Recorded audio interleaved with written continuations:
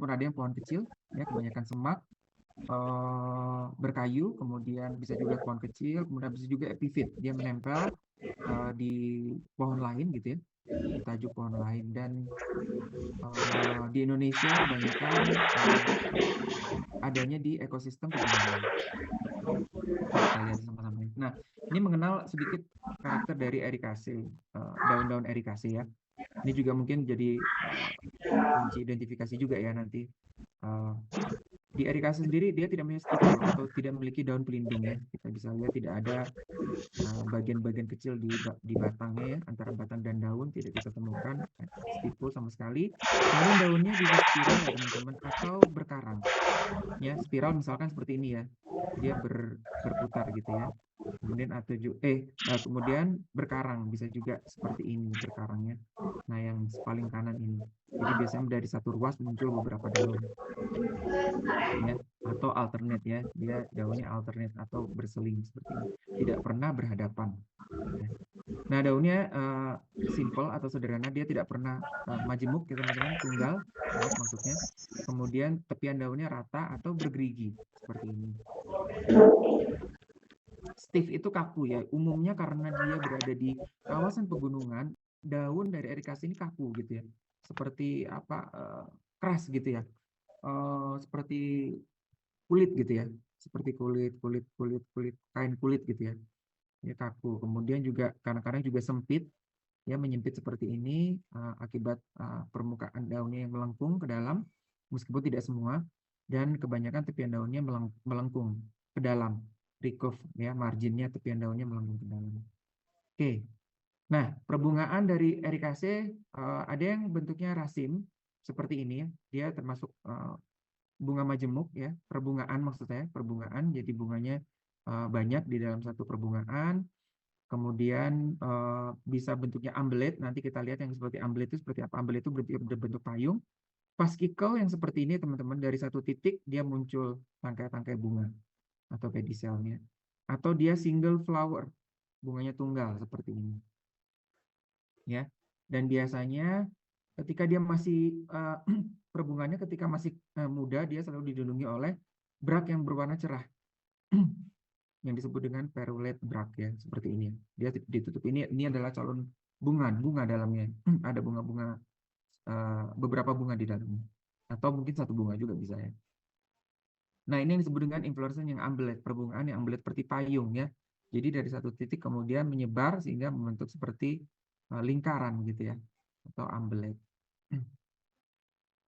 Nah, kalau kita bedah sebenarnya bunga erikase ini termasuk bunga yang sederhana, bunganya sederhana sekali ya. Jadi artinya tidak termodifikasi menjadi aneh-aneh gitu ya. Biasanya kan ada bunga yang posisinya jadi berubah-ubah gitu atau termodifikasi organ-organnya ya. Tapi erikase sendiri termasuk bunga yang sederhana dan gampang kita lihat bagian-bagiannya. Nah, umumnya dia ada yang berbentuk arsiolet atau bentuk guci terbalik. Ya, kalau teman-teman lihat ini seperti guci ya, ini juga bentuk guci menggembung di tengahnya kemudian menyempit di ujungnya. Atau tubular, berbentuk tabung ya, bentuknya tabung. Jadi memiliki tabung antara ini. Ya. Jadi korolanya menyatu di bagian base, di bagian dasar sehingga membentuk tabung. Nah, stamennya rata-rata 10 lipatan dari korolanya. Dan stamennya ini kalau teman-teman ngelihat ya, benang sarinya ada titik 2 di atas ya. Itu adalah yang disebut dengan poricidal dehiscence. Artinya dia ketika dia merilis polennya, dia mengeluarkan melalui lubang berbentuk bulat atau porus ya gitu. Ada lubang di situ. Poricidal ya dehiscence. Jadi ketika dia merilis dia membentuk tabung jendela berbentuk bulatan di atas untuk merilis polennya. Dan biasanya anternya kepala sarinya ya itu ada appendage-nya, tapi tidak selalu. Appendage itu seperti perhiasan ya, seperti kita lihat sini ya, perhiasannya ini ya. Ini ada kepala sarinya, kemudian ada perhiasannya seperti ini. Oke, buahnya seperti apa? Buahnya biasanya bentuk berry ya, seperti blueberry lah ya. Kalau kita bayangkan blueberry atau drupe ya, jadi dia di bagian tengahnya ada bijinya ya, kemudian diselimuti oleh daging ya gitu ya. Nah, ada juga disebut dengan falseberry ya. Nah, ini yang disebut dengan falseberry yang seperti ini, teman-teman. Ini umumnya ada di Gaultheria, kelompok Gaultheria dan di Plicosia ya, di mana yang sebenarnya menggembung ini berwarna hitam itu adalah kaliksnya atau kelopaknya. Sedangkan ovarinya sendiri tidak menghasilkan apa ya, daging gitu ya. Jadi yang membentuk daging ini adalah kelopaknya. Nah, atau berbentuk kapsul. Yang ada di rhododendron kapsul seperti apa, Pak? Seperti ini. Ya. Nah, dia memiliki beberapa ruang, umumnya 5 ya, karena teman-teman dia memiliki 5 ruang, dan kapsul ini umumnya pecah ya ketika dia sudah matang dan menghasilkan biji yang kecil dan halus berbentuk rambut. Nah, ini rekap aja ya teman-teman, tadi kita bisa tahu di bentuknya tabung, kemudian ini bagian dalam bunganya termasuk sederhana sekali, ini bagian ovarinya dan ini bagian tangkai putiknya, jingkrang sarinya, jelas ya, tidak terlalu rumit gitu ya. Baik, kita lanjut. Ini sekarang kita berbicara, tadi sudah ngomong erikase ya, suku erikase, kita masuk ke rhododendron, suatu genus yang cukup dikenal di masyarakat, khususnya di apa ya, di North Hemisphere atau dunia bagian utara ya. Kita lihat sebarannya rhododendron ini ada di Amerika ya, Amerika Utara, kemudian di Asia Eropa juga. Nah, untuk khusus Asia ini sampai ke tropis dan sampai di utara Australia sampai ke Pasifik ya. Nah, kalau kita perhatikan rhododendron ini ternyata tidak tersebar di kawasan Afrika dan Amerika Selatan. Nah, kita tidak tahu juga. Dan kalau kita perhatikan misalkan kita tahu bahwa Indonesia ada di garis khatulistiwa ya, daerah tropis. Nah, kalau kita lihat di bagian tropis Amerika tidak ada rhododendron, ya. Di sini tidak ada. Kemudian di tropis Afrika, kira-kira di bagian sini juga tidak ada. Nah, sedangkan di Asia, ya, bagian tropisnya adalah bagian yang umumnya ada di kita ini ya, dan itu ada. Jadi mungkin satu-satunya kawasan tropis yang memiliki genus rhododendron adalah kawasan Asia, yaitu di Asia Tenggara khususnya. Jadi rhododendron adalah genus yang cukup besar, ya, terdiri dari 4.000-an spesies kira-kira. Dia bisa tumbuh langsung di tanah atau terestrial, juga bisa menjadi semak epifit ya, jadi berkayu tapi menempel gitu di pohon lain atau di inang ya. Nah, ketika dia menjadi pohon kecil dia bisa juga mencapai sampai 30 meter ya. Tapi saya belum pernah sih melihat yang sampai setinggi 30 meter. Ada yang sampai 7 meter juga, itu sudah lumayan sangat tinggi sekali ya kalau di tempat kita. Mungkin di negara tropis, maaf di negara-negara temperate ya, ada yang sampai tingginya 30 meter. Ya distribusinya kita bisa lihat sendiri di peta sebarannya, misalnya di Powo. Kemudian rhododendron ini yang memiliki scale atau sisik ya, ini tersebar di kawasan Malaysia region ya, atau Malaysia region itu Asia Tenggara ya, sampai ke Papua ya. Jadi khusus untuk rhododendron yang tersebar di kawasan Asia tropis ini memiliki sisik atau scale. Nah, kemudian kelompok ini disebut dengan Malaysia rhododendron atau rhododendron subgenus Virea. Nanti kita akan bicara mengenai Virea ini. Nah, Virea ini sebarannya dari North India, Yunan ya, Cina Selatan sampai ke utara Australia. Nah, saat ini Virea rhododendron itu sekitar 330-an spesies ya, dan 233 spesiesnya atau hampir 70%-nya mungkin ya. Center of Diversity-nya di Pulau Papua, Borneo, dan Sulawesi. Setelah Sulawesi ada Sumatera ya, baru Jawa. Jadi luar biasa sekali kekayaan Virea rhododendron di negara kita. Oke, ini bicara tentang kegunaan dan ekologi tentang rhodo. Jadi rhododendron ini kebanyakan habitatnya ada di pegunungan atau kawasan subalpin ya, baik itu hutan maupun shrubland atau apa ya, semak belukar di ketinggian 1.000 sampai 4.300 ya. Meskipun ada juga yang kita temukan di kawasan pantai atau gambut ya, tapi sedikit sekali jenis yang ada di kawasan dataran rendah. Dia bisa tumbuh dimanapun ya teman-teman. Kebanyakan ada di lereng-lereng seperti itu ya. Bahkan di tanah gambut atau berair pun dia bisa tumbuh ya. Beberapa spesies beradaptasi lingkungan itu tersebut ya. Baik itu dia tumbuh di tanah maupun di epifit ya, di pohon inangnya. Nah, mereka itu adalah kodominan atau apa ya, salah satu spesies yang dominan gitu ya, misalnya. Yang dominan di struktur ekosistem pegunungan, khususnya di pegunungan di kawasan Malaysia region ya, atau di kawasan Asia Tenggara. Nah, karena rhododendron ini dia bandel istilahnya gitu ya, bandelnya tapi di kawasan pegunungan gitu ya. Mereka itu dapat bertahan di tanah yang asam ya, tanah yang minim nutrisi dan uh, berbatu. Ya sehingga umumnya rhododendron ini kemudian menjadi pionir di kawasan-kawasan yang terbuka di pegunungan ya. Jadi kalau teman-teman apa melihat ada bukaan jalan gitu ke arah pegunungan ya, mungkin ketinggian 1000 lebih dari 1000, umumnya nanti rhododendron itu akan menjadi salah satu tumbuhan pionir yang akan mengisi bukaan-bukaan di pinggir jalan itu. Ya, biasanya seperti itu. Oke, ada pertanyaan atau enggak ya? Barusan ada seperti suara. Oke, suara saya masih terdengar ya teman-teman? Saya agak khawatir juga nih. Masih, Pak. Masih. Oke, oke baik. Ya, jadi karena dia sebagai pionir, dia juga bisa menstabilisasi lereng dan melindungi sumber air. Ya, rhododendron sendiri ini sudah terkenal sekali teman-teman di bagian Eropa dan Amerika Utara ya, sebagai tumbuhan horticultural atau tumbuhan tanaman hias lah, karena dia memiliki buah yang atraktif dan mudah untuk disilangkan. Nah, bagaimanapun ya, penggunaan rhododendron virea khususnya yang untuk di kawasan Asia tropis atau virea rhododendron tadi itu masih sangat belum dimanfaatkan gitu ya, karena mungkin dia berada di pegunungan sehingga tidak terlalu dimanfaatkan oleh masyarakat yang umumnya berada di dataran rendah. Nah, ini klasifikasi rhododendron ya teman-teman. Ini gambaran saja, dia masuk ke Ericaceae, Ericales ya.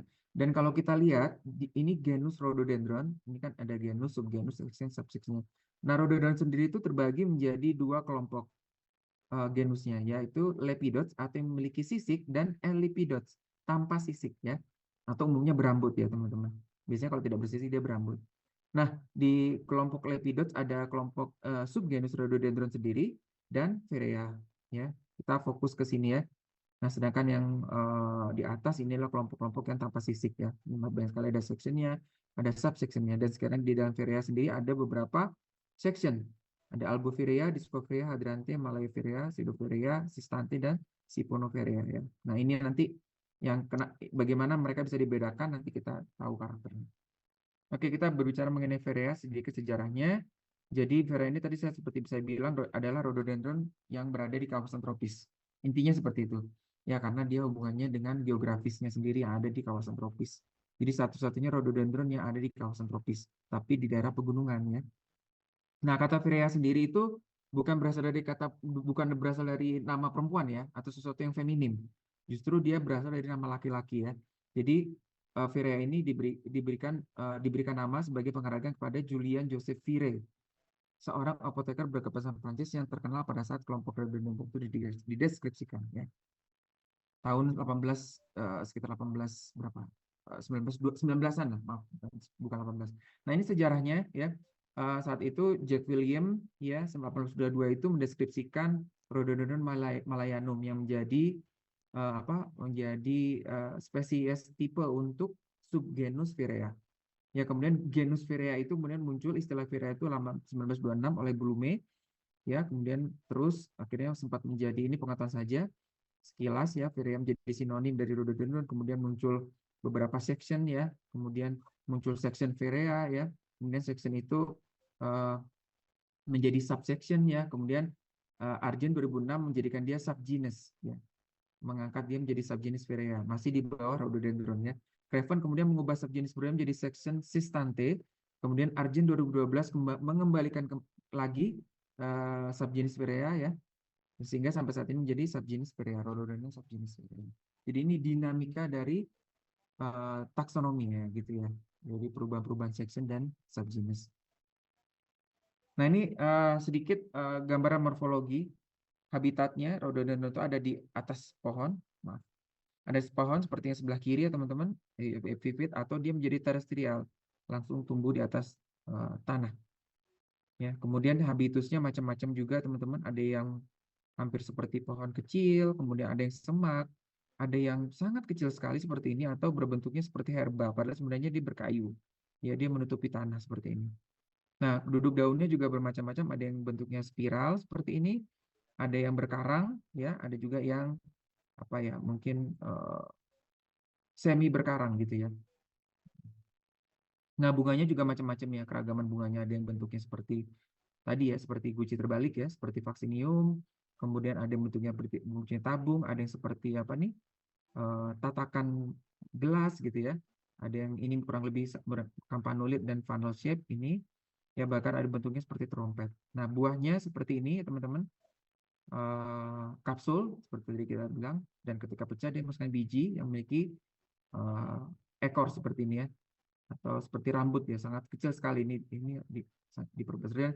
Sisiknya ada beragam-ragam. Tadi saya bilang mengenai scale. Nah, sisik di rhododendron itu ada macam-macam bentuknya ternyata ya. Nanti kita lihat bagaimana bentuk scale ini mempengaruhi klasifikasinya. Ini gambaran morfologi daun tadi ya teman-teman ya. Ada yang bentuknya berkarang seperti ini, mungkin seperti rhododendron ini ya. Kemudian ada loose pseudowall atau semi berkarang ya, mungkin seperti ini, dan spiral ya, bentuknya seperti ini. Keragaman daunnya. Nah, kemudian ini morfologi dari bunganya dan apa ya, tadi kuncup bunganya ya, jadi cukup beragam. Ini bagian-bagian bunganya sederhana. Kalau kita lihat dia memiliki kaliks yang sangat kecil sekali sehingga hampir tidak terlihat ya. Nah, kemudian inilah morfologi bunganya tadi sudah saya sampaikan juga. Ini bagian bijinya, buahnya ketika sudah pecah maka akan membuka sendiri dan merilis biji-bijinya. Dia memiliki 5 ruang kebanyakan seperti ini. Nah, eh, ini klasifikasinya di tingkat section ya. Tadi teman-teman kita tahu dia memiliki beberapa section. Nah, ternyata section ini di apa ya,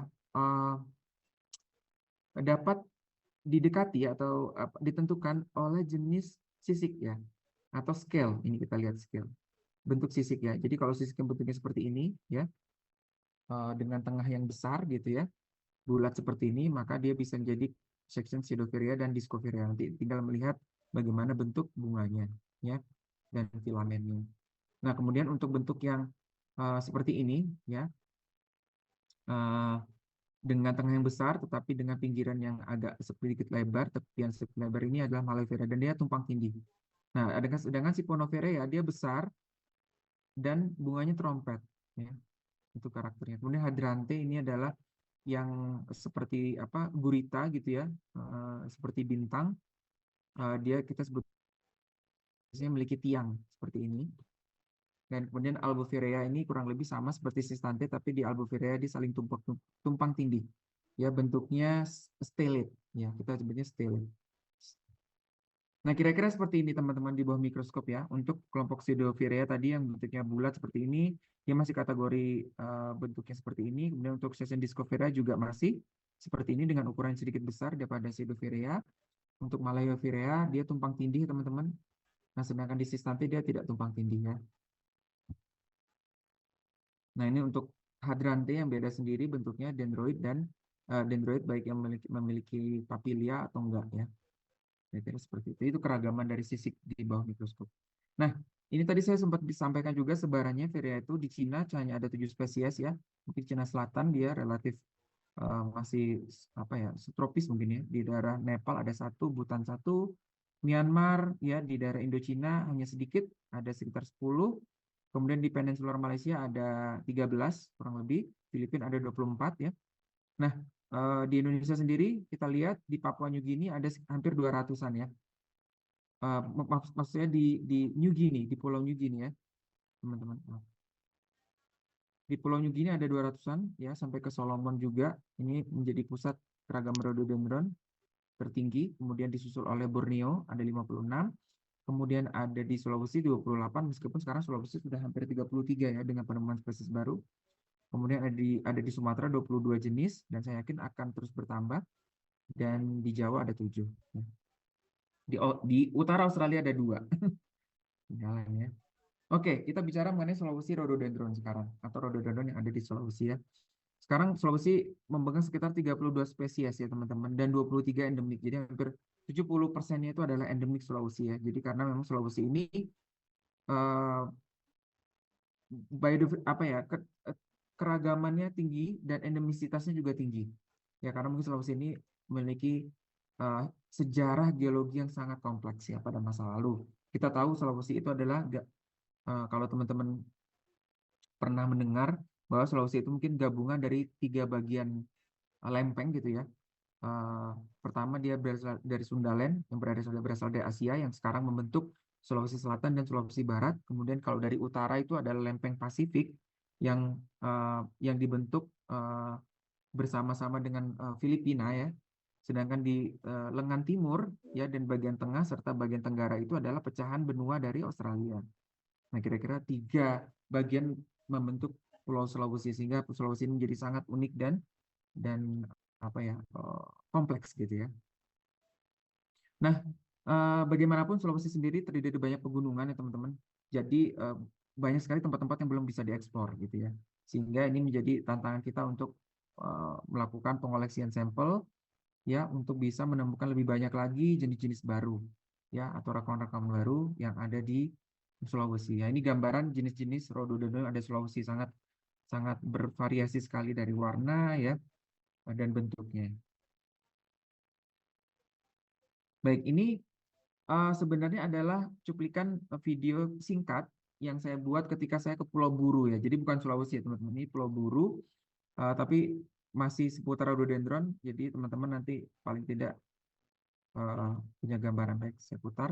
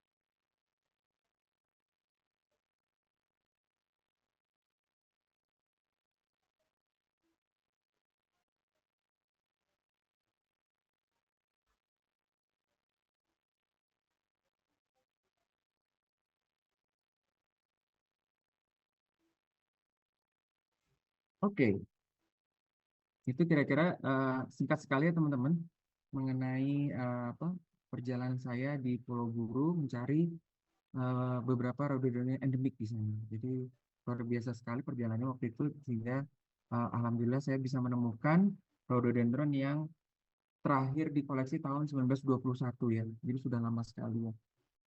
Sudah hampir lebih dari 100 tahun yang lalu ya.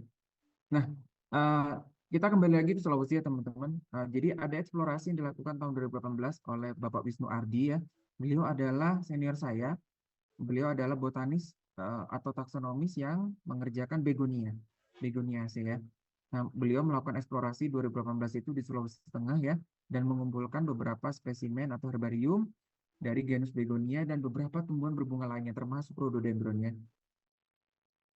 Nah, beliau membawa pulang 4 jenis rhododendron ini dari di barat Danau Poso ya teman-teman. Ada radians waktu itu saya diminta untuk mengidentifikasi. Kemudian ini ada radians, melipagidum, nanofiton dan leptobrachion yang ada ini yang terakhir di bawah. Nah, kemudian tahun 2020 beliau mengajak saya kembali ya. Beliau mengajak saya bersama salah satu peneliti juga, Ibu Marlina. Beliau adalah ahli Zingiberacea ya, untuk melakukan eksplorasi masih di Sulawesi Tengah ya, di sisi hampir di lengan timur di daerah Morowali ya. Kemudian eksplorasi ini tidak hanya mengumpulkan begonia tetapi juga mengumpulkan uh, Zingiberacea dan Ericaceae dan Sapotacea ya yang jadi fokus dari masing-masing peneliti. Ini kami ditemani oleh dua mahasiswa dari Universitas Tadulako di Palu ya. Nah, eh, kita bisa lihat perjalanannya dari kita mengumpulkan sampai di tepi jalan seperti ini ya, dengan perjalanan darat, dengan berjalan kaki maupun dengan perahu ya. Kita juga melakukan pengoleksian di atas perahu seperti ini ya. Nah, kalau kita lihat perjalanan tersebut tahun 2020 itu sebelum COVID menghajar kita ya di awal Maret, ini perjalanan kira-kira ada 700 km ya selama 20 hari. Kurang lebih kita berhenti di berbagai titik, salah satunya di Tentena ini, bagian tengah sini ya. Ini di dekat Danau Poso. Kalau kita lihat seperti ini ya. Nah, ini adalah area tempat kita menjelajah arah sampai ke Lembah Bada seperti ini. Dan ini kalau kita perhatikan daerah sini adalah yang disebut dengan Pegunungan Tokorondo yang merupakan pertemuan antara apa namanya Sulawesi bagian barat ya atau Sulawesi Tengah dan Sulawesi Barat dan lengan timur serta Sulawesi Tenggara. Jadi pertemuannya memang di sini ya. Mungkin bentuknya tumbukan seperti ini. Jadi memang kawasan unik karena pertemuan dari dua lempeng. Nah, ini gambaran dari kawasan pegunungan ketinggian 1100 sampai 1800 ya. Jadi jalannya aksesnya lumayan baik karena memang jalur wisata di Lembah Bada, salah satu situs megalitikum. Kemudian ini saya dokumentasi pengumpulan spesimen waktu itu.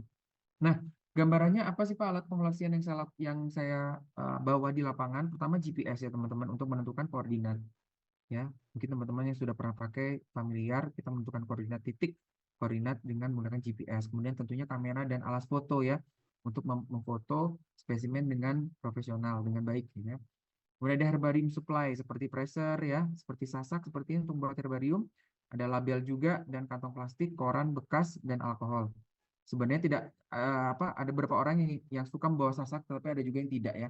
Kalau kita tidak membawa sasak juga tidak apa-apa ya. Paling tidak kita selalu membawa koran sehingga ketika nanti kita press tanamannya kita bisa langsung uh, apa memberikan alkohol dan uh, spesimennya lebih aman gitu.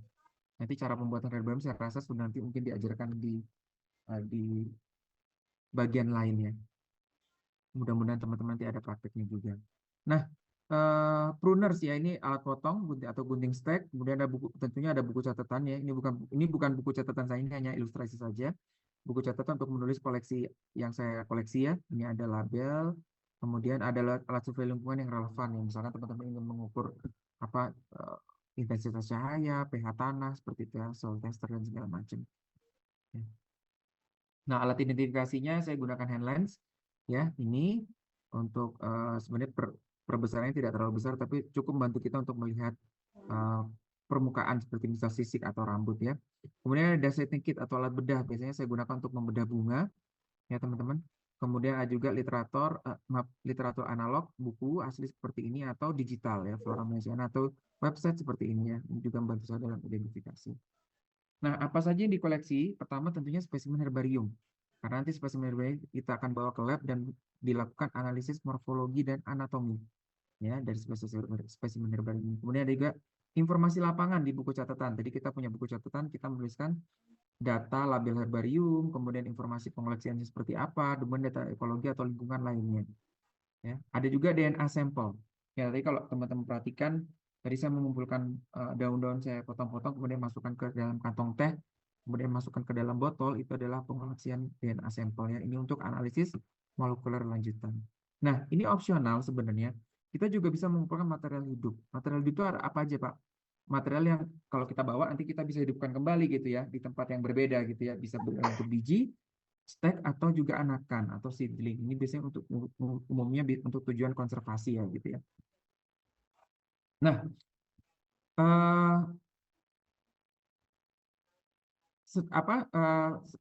di akhir di akhir eksplorasi saya mengumpulkan ada 7 jenis ya. Kalau tadi pertama 2018 Pak Wisnu mengumpulkan 4 jenis, kemudian setelah itu saya bisa mengumpulkan 7 jenis dari titik yang sama ya.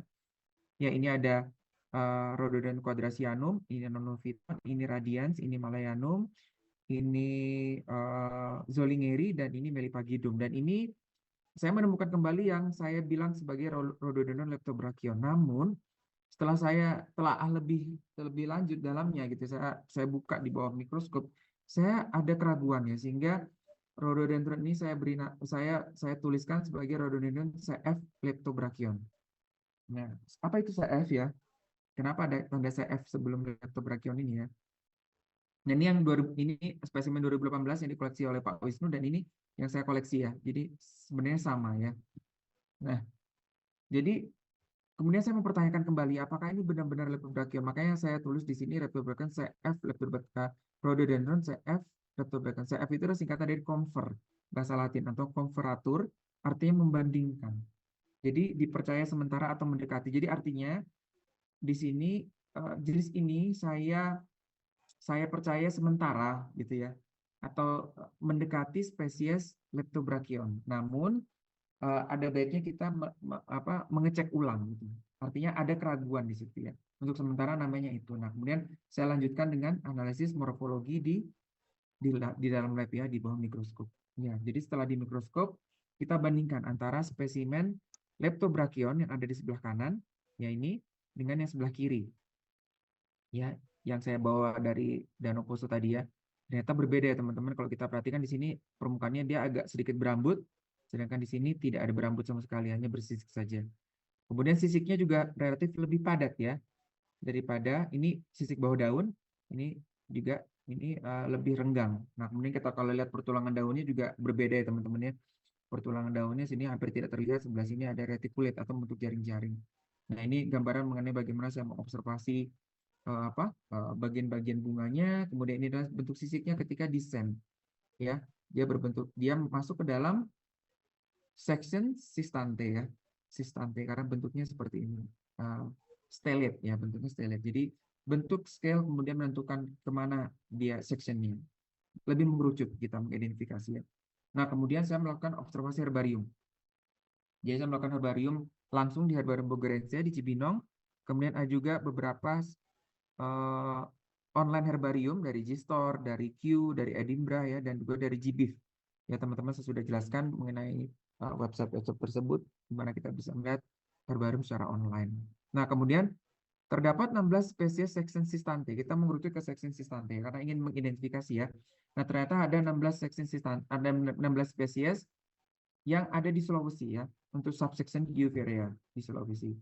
Nah, dari 16 spesies itu ternyata tidak ada kecocokan. Kemudian saya melakukan observasi juga di section sistante, subsection Euphorhea di pulau lain, misalkan di Borneo, tentunya di Sulawesi juga, di Selat Sunda, Maluku, dan New Guinea, artinya di pulau-pulau yang bertetangga. Nah, ternyata tidak ada kecocokan sama sekali ya. Nah, kemudian saya berpikir apakah ini spesies baru gitu. Nah, kemudian saya tahu bahwasanya spesies ini sangat berdekatan sekali dengan spesies Rhododendron leptobrachyon yang saya tadi bilang ya pertama identifikasi awal. Nah, ini salah satu herbarium spesies Rhododendron leptobrachyon yang saya temukan di bagian di Sulawesi Selatan ya, yang di Pegunungan Latimojong ya. Jadi dari sini kita bisa tahu bahwasanya mereka berbeda tempat ya, meskipun masih sama-sama di Sulawesi. Nah, kemudian tahapan selanjutnya teman-teman, saya membangun tabel morfologi atau morphological table ya. Ada di dalamnya ada karakter dan karakter state ya. Nah, di sini jadi saya membangunnya dengan sederhana dengan file Excel ya teman-teman. Di sini kalau lihat bagian atas ini adalah karakter ya, bagian karakter. Mungkin kalau di sini tidak terlihat, di sini mungkin teman-teman bisa membaca tube shape ya, tube length ya, tabung, panjang tabung, bentuk tabung seperti itu ya, permukaan dalam, permukaan luar seperti itu ya. Nah, ini kemudian diisi oleh karakter state, yaitu karakter yang memang ditunjukkan oleh spesies atau spesimen yang kita lihat gitu ya. Nah, tabel morfologi ini penting sekali untuk kita, untuk taksonomi, untuk kemudian nanti bisa membantu kita dalam menuliskan deskripsi lengkap suatu spesies. Nah, setelah itu muncullah diagnosis morfologi. Setelah tadi kita mulai bandingkan ya teman-teman. Kalau teman-teman perhatikan sebelumnya, di sini saya kasih highlight warna-warna. Artinya warna-warna ini adalah karakter yang signifikan berbeda gitu ya. Artinya bisa kita bandingkan satu sama lain ya.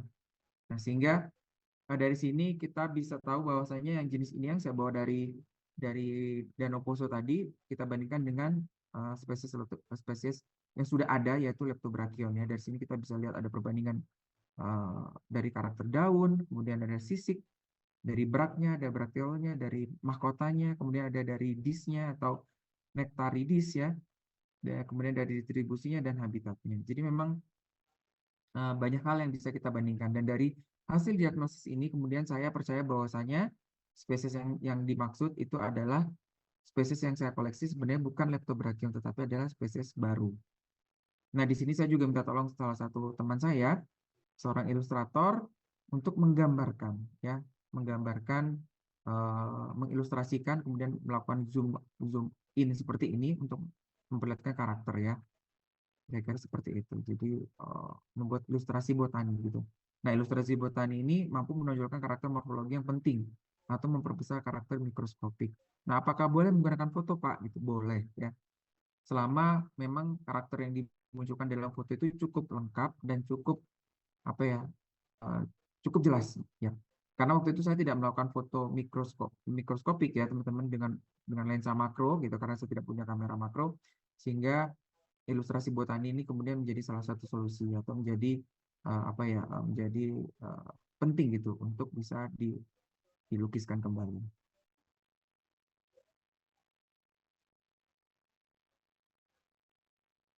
Nah, kemudian bagaimana saya menentukan nama ya, menentukan nama spesies baru. Pernah saya bilang waktu kita mempunyai botanical nomenclature ya, atau botanical code ya, di mana di situ berisi undang-undang atau peraturan yang mengatur pemberian nama.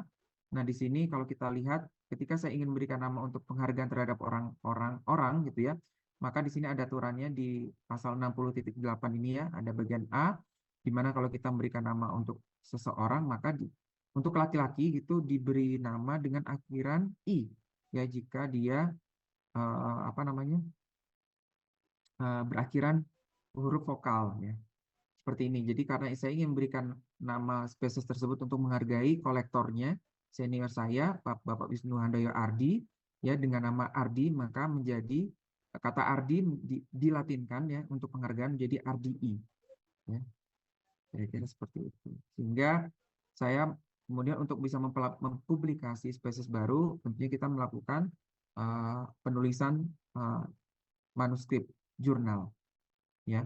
Kemudian ada penyusunan manuskrip dan submission, saya tentukan jurnalnya di Taiwannya, jurnal global ya. Karena kita menentukan jurnal target publikasinya, menyusun manuskrip sesuai dengan template jurnalnya, kemudian proses submit ya, ada 2 kali revisi dan diterima dan dalam proses diterima kurang lebih 3 bulan. Jadi cukup cepat juga waktu itu ya Taiwania ini. Kemudian setelah itu bisa terbit. Nah, ini isi manuskripnya kira-kira seperti ini ya. Ada taxonomical treatmentnya, ada introductionnya ya. Pada saat itu saya mendeskripsi 2 sekaligus spesies, tidak hanya 1 ya. Ada RDI, Rhododendron RDI dan Chiasmantoi. Nah ini isi manuskripnya ada peta ya, ada ilustrasinya, ada morfologi yang penting yang kita bandingkan, kemudian ada kondisi di alam ya, seperti ini. Nah kemudian ternyata sudah terbit dan alhamdulillah juga menjadi cover dari jurnal ini ya di awal tahun 2022 ya. Dan kalau kita cek di International Plant Name Index atau IPNI ya, maka nama itu sudah ada ya, sudah terdaftar. Rhododendron Abdii, Huta Barat, Mambrasar, dan Mustaqim ya. Ini 2 teman saya juga yang lain yang saya ikut libatkan dalam penulisan spesies tersebut. Kira-kira itu. Oke, sebelum kita lanjut, kira-kira ada pertanyaan mengenai penemuan spesies baru, teman-teman? Ada yang semangat juga ingin menemukan spesies baru mungkin? Ini ada yang angkat tangan nih. Silakan ya teman-teman. Kalau ada yang mau bertanya. Izin Pak, Ya, silakan. Apa bulan ya? Ya, silakan bulan. saya ingin bertanya, apakah di antara rhododendron ini ada yang endemik Sumatera? Oke. Ya, pertanyaan bagus. Ya, sebenarnya hampir apa ya? Jawabannya iya, ya betul ya. Apalagi saya memang tidak terlalu mempelajari rhododendron di Sumatera ya. Namun kayaknya hampir hampir 80% rhododendron yang ada di Sumatera itu adalah endemik ya. Setahu saya memang ada beberapa spesies yang ada juga di Pulau Jawa. Jadi memang antara Sumatera dan Jawa itu ada beberapa share. Tapi kalau nggak salah 1 atau 2 spesies saja kalau nggak salah. Ada Javanicum dan setahu saya Javanicum dan Javanicum, Malayanum dan Ratusum itu tiga-tiganya ada di Jawa dan juga ada di Sumatera. Nanti koreksi saya juga ya kalau nggak salah. Javanicum itu harusnya ada juga di Sumatera. Nah, tapi saya yakin Ratusum itu ada di Sumatera dan Malayanum juga ada di Sumatera. Jadi sisanya itu adalah endemik Sumatera. Ya terutama beberapa endemik yang sangat langka juga ada di kawasan mungkin daerah Aceh gitu ya. Daerah Aceh mungkin di pegunungan Leuser situ ya. Jadi memang eh, dan saya sendiri sebenarnya sedang menunggu satu spesies dari Lampung yang saya temukan di Tanggamus, tetapi sampai sekarang belum berbunga, teman-teman. Jadi memang saya deg-degan juga nih, saya ketika nanti dia berbunga, dia sudah ditanam di kebun raya Cibodas dan itu hasil eksplorasi tahun berapa ya? Mungkin 2016 2017 yang dilakukan oleh salah satu kolega saya membawa pulang kemudian ditanam di Cibodas namun sampai sekarang belum berbunga. Jadi memang kita sedang menunggu bunganya keluar dan ya siapa tahu berharap itu adalah spesies baru ya gitu. Jadi memang potensi untuk menemukan spesies baru masih besar sekali gitu ya kira-kira. Semoga menjawab ya bulannya. Tapi saya mungkin tidak bisa memberikan listnya ya. Tapi kalau memang bulan penasaran nanti bisa juga lihat atau lihat di Digital Flora Indonesia, DF apa ya, DFI ya. Nah di situ kan nanti cari rhododendron terus mulai di sorting tuh yang dari Sumatera mana aja gitu. Kira-kira gitu. Ada pertanyaan lain atau Oh sudah ya cukup Pak, jawabannya? Iya ya silakan. karena kemarin saya sudah cek di PO, Iya.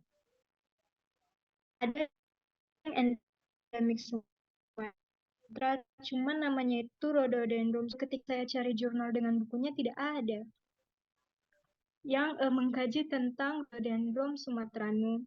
Jadi saya penasaran apakah Rhododendron sumatranum ini benar Mhm. endemik Sumatera. Namun ketika saya cek di buku, daerahnya itu memang di Sumatera. Iya. Iya ya. Jadi memang gini teman-teman. Jadi rhododendron ini kan mungkin ada kembali lagi ya. Jadi memang setahu saya rhododendron Sumatera itu memang endemik Sumatera ya. Kalau memang Dipo menyatakan seperti itu, kemungkinan besar memang seperti itu adanya. Nah, tetapi gini, mungkin pengoleksian si eh, apa ya? Seperti saya tadi bilang, hampir semua rhododendron di kawasan kita gitu mungkin berasal dari pegunungan dan informasinya sangat sedikit sekali. Ya, jadi karena memang jarang dimanfaatkan gitu ya. Jadi mungkin teman-teman kalau mau nyari agak agak kesusahan gitu ya. Ini spesies kok jarang ditulis orang gitu ya di jurnal ilmiah maupun di jurnal maupun di tulisan populer ya. Memang seperti itu gitu. Jadi memang kondisinya memang seperti itu. Jangankan yang di Sumatera gitu, yang di Jawa saja masih ada yang misteri teman-teman ya. Ada spesies yang sampai sekarang pernah ditemukan, tetapi tidak pernah ditemukan lagi gitu. Jadi kita sampai berpikir mungkin dia sudah punah gitu. Ya, dia ada di Jawa Tengah ya, di Gunung Sumbing itu sampai sekarang belum belum kami temukan juga gitu. Rhododendron ini ya gitu. Meskipun sebenarnya kita belum maksimal juga ya mungkin mencari gitu, tapi jangan kecil hati gitu. Artinya ketika informasi informasi itu memang ya apa ya sedikit memang apa adanya seperti itu gitu. Jadi memang teman-teman endemik kita tidak hanya tidak hanya apa ya tidak hanya sulit dicari atau langka, tetapi juga memang masih sedikit informasinya. Sehingga mungkin informasinya hanya dari herbarium yang pernah dikoleksi mungkin zaman Belanda. Ya, sebenarnya dari dasar itu kita bisa menentukan bahwasanya mungkin oh dia hanya endemik di Sumatera. Tetapi setelah itu tidak pernah ditemukan lagi atau tidak pernah dikoleksi kembali. Jadi ya memang wajar gitu kalau ternyata jenis ini menjadi sangat minim informasinya. Kira-kira gitu. Gimana? Baik Pak, terima kasih. Ya, oke. Ada lagi pertanyaan sebelum kita lanjut ya mengenai DNA barcoding. Ada lagi teman-teman yang tertarik? Ya kalau teman-teman nanti suka naik gunung ya atau memang memang apa pencinta alam gitu ya naik ke gunung nanti Mudah-mudahan bisa ketemu sama rhododendron ini atau kerabatnya ya, Cantigi gitu ya, Vaccinium ya. Karena mereka adalah kalau saya ibaratkan sebagai perhiasan di pegunungan gitu ya. Mereka cantik sekali dan jarang tersentuh oleh kita gitu dan masih masih minim sekali pemanfaatannya gitu ya. Oke, kita lanjut ya teman-teman ya. Bentar. Saya minum dulu.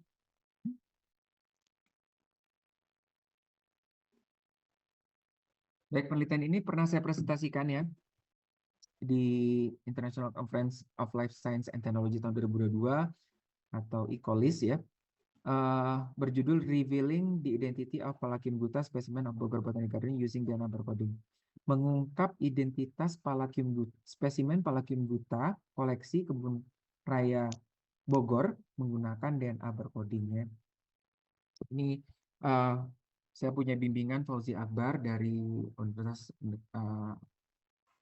UIN ya, Universitas Islam Negeri Wali Songo. Ya. Oke, bagaimana kita mengidentifikasi ulang intinya itu ya suatu koleksi di Kebun Raya Bogor. Nah, ini sedikit pengetahuan dulu teman-teman. Sebenarnya ini tidak masuk dalam presentasi saya, tetapi ini untuk pengetahuan buat teman-teman. Apa sebenarnya DNA barcoding itu ya? Ya, DNA barcoding adalah metode pengidentifikasian spesimen menggunakan bagian kecil atau segmen DNA atau bagian segmen DNA yang terstandarisasi ya. Bagian segmen pendek dari DNA yang terstandarisasi. Intinya itu. Jadi intinya kalau kita lihat di sini ada spesies ya sebelah kiri, kemudian kita ambil DNA-nya, dari DNA ini kita bisa menentukan barcode-nya. Artinya apa? Artinya di DNA ini kan ada susunan apa? Susunan basa ya. Susunan basa ya. Teman-teman mungkin pernah ingat ketika SMA ada ACGT ya. Nah, itu urutan susunan itu, susunan DNA itu kemudian membentuk urutan spesifik ya. Kemudian urutan spesifik itu kemudian menjadi penanda untuk spesies masing-masing spesies. Kira-kira seperti itu. Jadi urutan bahasa di dalam DNA itu misalkan apa ya, AA, CC, GG, TT. Nah, kalau urutan seperti itu mungkin ini contoh saja misalkan dia termasuk tumbuhan kelapa atau masuk ke dalam keluarga kelapa gitu. Nanti kalau TT, CC, GA, TC misalnya gitu. Nah, itu sudah beda lagi. Nah, penanda-penanda itu kemudian menjadi seperti barcode. Ibaratnya kalau kita belanja di supermarket ya, kan suka di-scan tuh barcode-nya tit gitu ya. Nah, kemudian di situ muncul. Nah, barcode ini kan menjadi penanda bahwa ketika dia di-scan, maka langsung muncul produknya namanya apa, harganya berapa. Nah, kira-kira seperti itu. Jadi nanti kita hanya perlu barcode saja atau hasil DNA barcoding ini, barcode dari susunan DNA ini yang bisa memberikan petunjuk apa identitas dari spesies. Paham nggak? Ini aja, paham nggak teman-teman? Ya teman-teman. Mudah-mudahan topik ini akan keluar di ujian ya. Ya, saya memasukkan ke dalam soal. Jadi teman-teman harus paham apa DNA barcoding itu. Ya. Makanya kan kalau teman-teman mungkin sering-sering lihat film atau ada tes DNA nih, apakah dia anaknya apa bukan gitu ya. Nah, tes DNA ini juga artinya ketika DNA itu dilihat susunan bahasanya, ya susunan bahasa dan dia diambil sebagian segmennya dan dilihat susunan bahasanya apakah sama dengan misalkan orang tuanya gitu. Susunan bahasanya harusnya sangat berdekatan sekali. Ketika susunan bahasa itu berbeda, maka bisa jadi dia bukan keturunannya. Gitu ya. Tapi ini sudah sangat sangat high tech sekali ya karena genom manusia itu sangat banyak sekali ya dan kita penandanya tergantung di segmen mana yang kita ambil. Kira-kira seperti itu. Jadi untuk menunjukkan apakah dia menjadi masih spesies yang sama dengan yang kita maksud gitu. Paham ya teman-teman? Mudah-mudahan paham ya. Jadi dari segmen DNA itu kita bisa mengidentifikasi spesies. Intinya itu. Nah, prosesnya seperti apa? DNA barcoding. Jadi kita punya spesimen koleksi misalkan daun ini ya. Kemudian kita ekstraksi kita ambil DNA-nya ya. Kemudian kita lakukan amplifikasi ya. Amplifikasi artinya gini. ada ini kan sudah DNA ekstraksi, kita punya DNA di dalam tube ini ya. Nah, di dalam dari DNA itu kan panjang ya teman-teman ya. Nah, DNA yang panjang ini kita ambil segmennya, segmen yang penting ya. Jadi tidak semua segmen di DNA itu sepanjang atau kita sebut genom itu penting sebenarnya sebagai barcode. Jadi ada segmen kecil ya, dan ini masing-masing spesies biasanya memiliki spesifik segmen yang bisa menjadi penanda. Nah, untuk bisa memperbanyak segmen itu, kita melakukan amplifikasi, melakukan PCR ya. Nah, kemudian diperbanyak sehingga kita bisa bisa melakukan apa namanya sequencing. Setelah kita perbanyak, kita bisa melakukan sequencing itu apa? Kita bisa melihat apa namanya panjang gelombang dari masing-masing bahasa, ya. Jadi misalkan kalau yang A ini warnanya biru, ya C ini warnanya merah seperti itu. Jadi dari panjang gelombang ini kita bisa tahu susunan bahasanya apa urutannya. Nah, susunan bahasa yang sudah berurutan ini kemudian dianalisis ya teman-teman. Dianalisis, kemudian kita masukkan membentuk phylogenetic tree atau pohon kekerabatan. Nah, dari pohon kekerabatan itu misalkan, oh dia berkerabat dengan, misalkan di sini ya, ini nge strawberry nih. Ternyata daun ini dia masuk ke dalam spesies strawberry misalkan gitu. Nah, di situ kita bisa menentukan oh ini bagian apa namanya segmen tadi menjadi informatif, apa ya? Menjadi data yang penting sehingga menjadi istilahnya barcode. Ya, dan itu masuk ke dalam DNA barcode library. Jadi ketika susunan bahasanya seperti itu, misalkan seperti ini, oh dia masuk ke dalam spesies A. Atau ketika susunan bahasanya itu apa seperti yang ini, maka dia beda lagi. Dia masuk spesies yang B, misalnya. Paham ya teman-teman ya? Tidak ada yang atau banyak yang tidak paham atau proses ulang.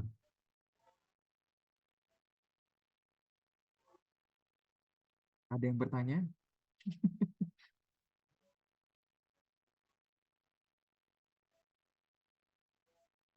Tidak ada, sunyi? Apa tidak paham semua? Pak, yang tadi dari bagian data analisisnya gimana tadi, Pak? Oh ya, jadi gini, ketika dia teman-teman ketika dia punya ini hasil sequencing ya teman-teman.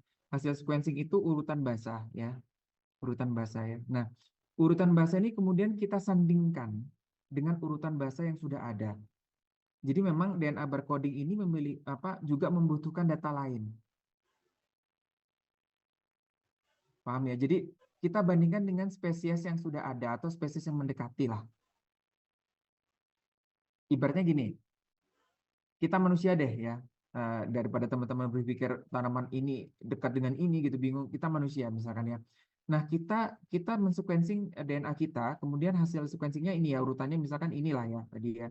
Kemudian kita akan bandingkan urutan bahasa kita, urutan hasil sequencing DNA kita dengan misalkan simpanse, orang utan ya, apa ya beruk atau apapun lah dengan monyetnya. Nanti kita bisa lihat sebenarnya kita memiliki kekerabatan paling dekat dengan spesies yang mana. Gitu. Jadi kita juga membutuhkan hasil sequencing data dari spesies yang berkerabat atau spesies lain. Paham ya? Gitu. Nah, jadi nanti kita bisa tahu oh urutan bahasa kita itu, urutan ACGT kita itu sebenarnya paling mendekati misalkan ya, orang utan misalkan. Itu ternyata kita misalkan ada di titik A nih, yang paling atas. Kemudian titik biru-biru tua ini adalah orang utan. Oh, kita berkerabat dengan orang utan. Nah, kita bisa tahu gitu. Tapi kita bukan orang utan misalkan. Atau kita juga masukkan sequencing dari manusia lain, misalkan orang di Eropa sana. Ternyata kita dekat sekali dengan orang Eropa karena kita sama-sama misalkan Homo sapiens, ya. Nah, kira-kira seperti itu, teman-teman. Jadi dalam proses analisis itu, untuk membentuk pohon filogenetik ini kita membutuhkan pembanding, ya. Ketika informasi sequence itu bisa menjadi informatif, menjadi, oh ini loh, hasil dari segmen ini ternyata bisa membedakan antara manusia dengan spesies yang lain. Maka itu menjadi DNA barcode. Ya, itu menjadi DNA barcode. Artinya barcode ini barcode manusia nih. Ketika urutan bahasanya ini, maka dia disebut manusia gitu. Oke, paham nggak? Paham, Pak. Terima kasih ya, Pak. Oke, sip, sip, sip, sip. Teman-teman harus paham ya, karena apa ya, nanti teman-teman akan gini, DNA barcoding ini kan sudah sangat ini sekali ya sekarang. Molekuler, pendekatan molekuler, salah satunya DNA barcoding. Banyak sekali pendekatan molekuler lain ya. Metode-metode molekuler lain, kita melihat keragaman genetik, melihat macam-macam ya, melihat populasi genetik juga gitu. Nah, itu juga menggunakan pendekatan molekuler. Dan DNA barcoding ini salah satu metode untuk mengidentifikasi gitu. Jadi ini menjadi sangat populer saat ini dan menjadi banyak penelitian-penelitian saat ini, khususnya di bidang sistematik dan taksonomi. Ya. Jadi ketika teman-teman mendengar DNA barcode, oh saya paham DNA barcoding itu apa. Kita ambil DNA, kita cocokkan dengan spesies lain dan kita bisa tahu apakah kita masuk ke dalam spesies tersebut atau bukan. Atau kita berkerabat dengan siapa. Gitu ya. Dan karena kita bisa menghasilkan tadi apa? Pohon phylogenetic ya atau phylogenetic tree. Ya, semoga paham. Kita agak lama di slide ini tapi teman-teman saya harap paham. Nah, apa sih tujuan jangka panjang dari DNA barcoding ini? Adalah database sebenarnya teman-teman ya. Kita mempunyai database yang apa unified atau database yang seragam untuk bisa mensupensi bisa menghasil apa bisa mengoleksi semua DNA sequencing dari keanekaragaman hayati. Intinya seperti itu. Ini harapannya dunia tentunya ya. Dan juga harapannya Indonesia bisa mengoleksi semua database DNA dari biodiversity-nya. Nah, ini beberapa kita juga ingin membangun alat-alat untuk identifikasi dengan DNA tentunya dengan lebih mudah gitu ya. Untuk untuk penemuan spesies juga bisa menggunakan DNA barcoding ini ya. Kemudian juga melingkan taksonomi, link taksonomi knowledge to DNA sequencing. Jadi selama ini kita taksonomi hanya morfologi aja, nah kita linkkan, kita hubungkan dengan informasi dari DNA-nya seperti apa. Kira-kira itu. Nah, DNA bisa dapat dari mana, teman-teman? Dari daun, dari biji yang baru tumbuh bisa ya. Dari biji yang sudah mati pun kemungkinan bisa, tetapi tidak selalu. Dari organ-organ yang sudah kita jadikan herbarum pun bisa. Dari kotoran ya, bahkan dari tanah pun bisa gitu, dari polen seperti itu ya. Dari kotoran hewan pun juga bisa. Jadi segala bentuk organ yang organik yang berasal dari kita bisa kemungkinan bisa menghasilkan kita bisa mengekstraksi DNA-nya, tetapi tentunya dengan kesulitan yang berbeda-beda. Nah, the problemnya kita punya banyak spesies ya teman-teman, khususnya di Indonesia, dan sulit sekali untuk mengidentifikasi ya spesies-spesies tersebut karena mungkin ada grup-grup yang sulit diidentifikasi ya, ada grup yang secara morfologi sulit memang untuk diidentifikasi sehingga itu permasalahan-permasalahan juga baik di molekuler maupun di morfologi ya. Kemudian ada beberapa grup yang memiliki area yang sama yang masih belum dipelajari ya sehingga itulah pentingnya DNA barcoding sehingga kita bisa mempercepat itu ya. Kemudian kita juga memiliki ahli-ahli taksonomi yang masih sedikit sekali teman-teman ya jumlahnya di Indonesia ya, dan beberapa materi-materi yang masih suboptimal atau belum bisa kita ekstraksi gitu ya.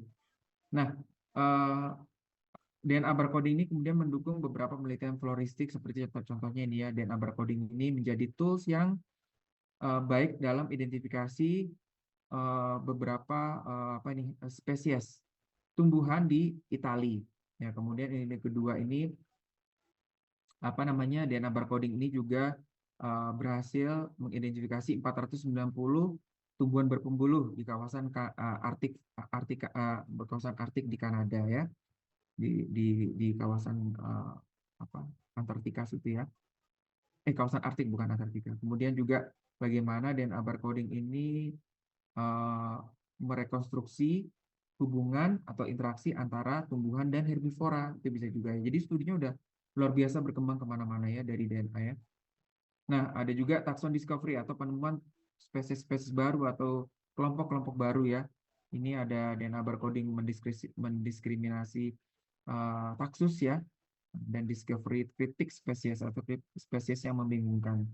Ya, kemudian ada penemuan dua spesies ginger ya dari Myanmar dengan menggunakan DNA barcoding juga. Nah, kita kembali ke penelitian yang di Kebun Raya Bogor ya. Kebun Raya Bogor menjadi referensi dalam identifikasi tumbuhan. Ya, Kebun Raya Bogor sendiri itu ada sekitar 3.500-an spesies dan 12.000 spesimen ya. Namun 1.300 spesimennya masih sampai sekarang belum teridentifikasi ya. Jadi identifikasi itu menjadi pekerjaan apa ya? Pekerjaan utama atau pekerjaan mutlak bagi suatu kebun raya, karena kebun raya ini kan menjadi referensi bagi identifikasi di tingkat nasional. Nah, famili Sapotasi sendiri adalah salah satu famili yang sulit diidentifikasi teman-teman. Ya, biasanya bahkan untuk di level genus aja itu kita harus melihat buah sebenarnya atau karakter bunga. Nah, di famili ini juga problematik teman-teman karena secara genetik ya dia itu batas-batasannya tuh tumpang tindih, kemudian daunnya tuh polimorfisme atau bentuknya banyak dan dia polifiletik secara genetik dia tidak berkumpul antara satu genus satu. Ini kita ngomongin pohon filogenetik ya teman-teman. Jadi teman-teman bisa cari sendiri arti polifiletik apa.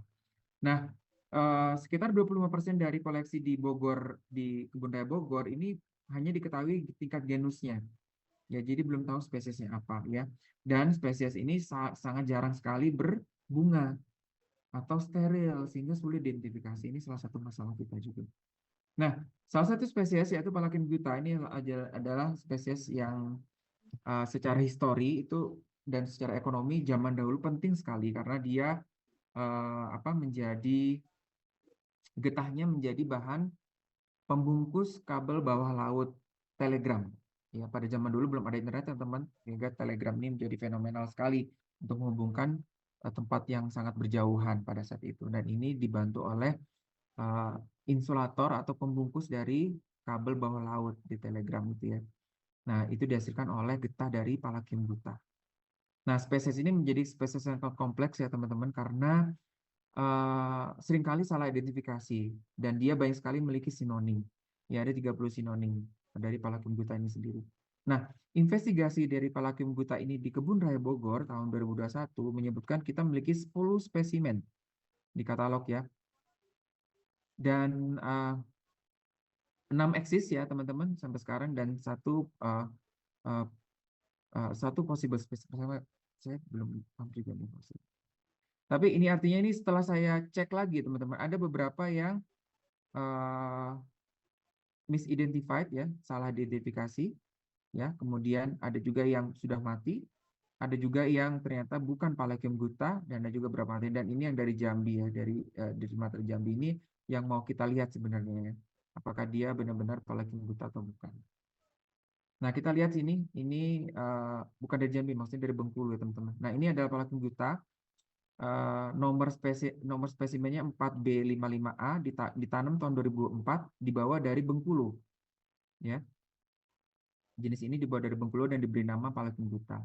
Nah, ternyata dari sini sebenarnya kita bisa dari sini saya mencurigai bahwasanya dia bukan Palakin guta karena dia memiliki daun yang lebih besar ya. Kemudian daun arrangementnya bukan spiral ya, karena di Palakin guta umumnya spiral dan venasinya atau pertulangan daunnya juga berbeda. Nah, kemudian pertanyaannya adalah apakah koleksi 4B55 itu benar-benar Palakin guta atau bukan? Jika bukan, dia spesies apa? Nah, kemudian kita melakukan dua pendekatan morfologi dan molekuler dengan pendekatan DNA barcoding. Ya, kalau untuk morfologi seperti biasa ya kita melakukan pengecekan terhadap karakter vegetatif ya dengan bantuan monograf atau protolog ya. Nah, kemudian kita juga bisa membandingkan dengan herbarium di Herbarium Bogorense. Nah, untuk pendekatan molekuler, kita melakukan seperti tadi kita dengan metode DNA barcoding, kita melakukan ekstraksi ya dan amplifikasi dengan region atau segmen di dalam genom itu yaitu ITS1 dan dengan region ITS, dan ini menggunakan primer ITS 1 dan ITS 4 ya. Nah, sequencingnya dilakukan di perusahaan bernama First Base, dan proses analisisnya menggunakan Mega 11 dan untuk menghasilkan pohon filogenetik.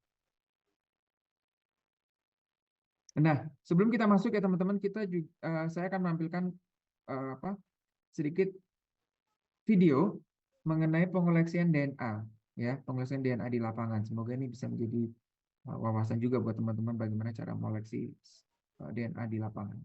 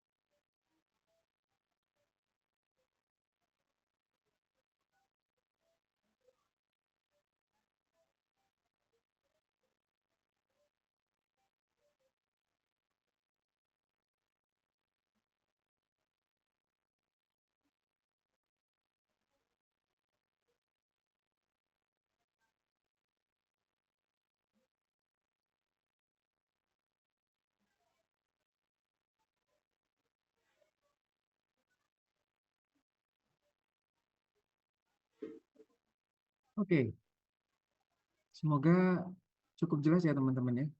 Ini penerjemahnya saya sendiri. Itu tadi adalah supervisor saya di Royal Botanic Garden Edinburgh. Ya, jadi menceritakan mengenai metode kantong teh, metode bagaimana DNA dikoleksi di lapangan sampai akhirnya dia menjadi material yang akan diproses di lab laboratoriumnya. Oke, kira-kira gambarnya seperti ini proses ekstraksi DNA-nya tadi saya sudah tampilkan juga ya, yang sederhana. Ini ekstraksi DNA dilakukan dari daun kebanyakan, kemudian kita melakukan DNA ekstraksi atau pengekstraksian DNA dengan kit, bantuan kit umumnya atau CTEP manual, kemudian dari situ kita melakukan PCR ya, mengambil bagian segmen yang kita anggap informatif. Kemudian dari situ kita melakukan pengecekan elektroforesis apakah DNA yang kita PCR atau kita amplifikasi itu berhasil ya. Nah, dari sini kemudian kita melakukan visualisasi. Dari elektroforesis kita visualisasi sehingga kita bisa lihat apakah DNA-nya sudah ada atau belum, kira-kira seperti itu. Kemudian di sequencing ini dengan oleh pihak ketiga ya, proses sequencing atau pengurutan bahasa DNA. Nah, ini hasil dari observasi morfologi di mana kita bisa lihat apa namanya tulang-tulang daunnya ini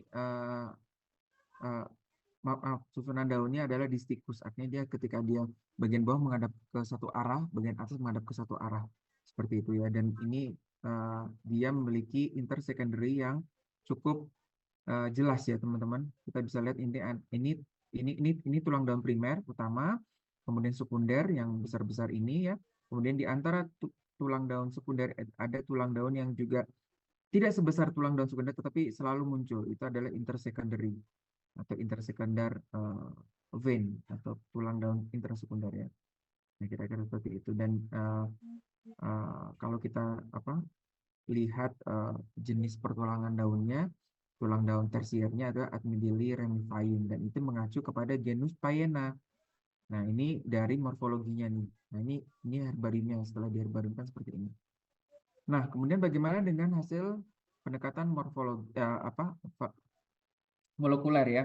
Ini hasil phylogenetic analisisnya ya. Tadi kalau ada yang nanya bagaimana Pak analisisnya. Jadi dengan metode aplikasi kita bisa membentuk pohon phylogenetik ini. Nah, kita bisa lihat sebenarnya di sini saya melibatkan beberapa sequencing dari spesies yang sudah ada di GenBank atau di NCBI. Ya, jadi itu seperti database atau library lah. Kita bisa download dari GenBank dan kita bisa masukkan. Nah, saya mengambil beberapa genus ya dari Payena sendiri, dari kemudian Maduka dan Palacium. Nah, ketiga-tiganya ini merupakan genus masih dalam satu masih Sapotacea dan masih dalam subfamily Isonandre. Ya. Karena saya berpikir nanti dia akan masuk ke dalam genus yang mana nih gitu. Si spesimen kita. Nah, Palacium guta 4B55A tadi spesimen dari Kebun Raya Bogor itu ternyata masuknya di sini teman-teman posisinya. Ya. Nah, dia hasil dari pohon phylogenetik ini, rekonstruksi ini kita bisa lihat bahwasanya terbentuk 3 clade ya atau kelada. Dan bilang menyebutkan 3 kelada yaitu kelada Palacium, clade Palacium yang ada di sebelah sini. Mereka berkumpul sesama Palacium. Kemudian Maduka ada di tengah sini dan clade Payena ada di paling atas ya. Dan Palacium dan spesimen kita ada di bagian atas ini dan masuk ke dalam kelompok Payena. Nah, sehingga kita bisa menyimpulkan bahwasanya dia masuk ke dalam genus Payena ya. Meskipun di sini kita tulis Palacium guta KRB 55 ini masuk ke dalam clade Payena. Sehingga kita bisa meyakinkan kita bahwasanya memang dia benar-benar masuk ke dalam genus Payena ya. Nah, ini hasilnya bahwasanya saya berkesimpulan bahwasanya spesimen 4B55A adalah bukan Palacium guta ya. Nah, spesimen 4B55 ini adalah Payena dan kemungkinan besar adalah Payena acuminata, salah satu Payena yang ada di kawasan Kalimantan, Jawa dan Sumatera. Ya. Nah, di sini berkesimpulan bahwasanya observasi mikrokarakter di spesimen yang steril atau spesimen tanpa bunga seperti pertulangan itu menjadi penting ya untuk bisa menentukan jenis atau kelompok. Nah, di sini juga berkesimpulan bahwasanya DNA barcoding itu adalah metode yang powerful atau metode yang cukup kuat untuk mensupport atau mendukung penilaian morfologi yang konvensional ya dan spesies identifikasi atau identifikasi spesies. Kira-kira itu konklusinya. Baik, sejauh ini ada pertanyaan mengenai DNA barcoding dan bagaimana dia diaplikasikan dalam identifikasi tumbuhan? Silakan. Sebelum kita masuk di topik terakhir tadi. Ada pertanyaan atau hal yang menarik atau hal yang baru? Tidak hanya pertanyaan ya teman-teman, sebenarnya tanggapan atau pemikiran, ide itu juga bisa disampaikan. Ya, tidak perlu pertanyaan, tidak selalu bentuk pertanyaan. Tapi misalkan, Pak saya berpikir seperti ini, itu juga hal yang bisa kita diskusikan gitu ya. Jadi tidak selalu modelnya tanya jawab gitu ya. Misalnya saya bisa menjawab semua hal gitu atau teman-teman wajib bertanya, tidak juga. Kadang-kadang pemikiran kita, ide atau Pak saya pernah dengar seperti ini gitu. Nah, itu tuh bisa juga menjadi hal yang kita bisa diskusikan bersama. Silakan ya. Oke, ada pertanyaan atau ide atau apalah tanggapan atau berkeinginan untuk penelitian seperti ini?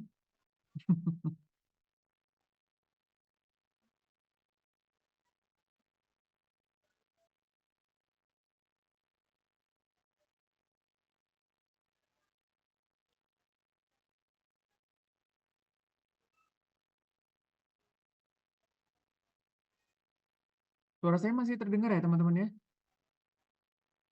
Masih, Kak. Siap. Oke.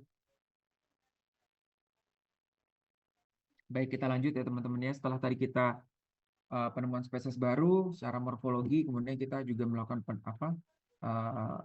tahu penelitian-penelitian pendekatan molekuler seperti DNA barcoding untuk identifikasi tumbuhan.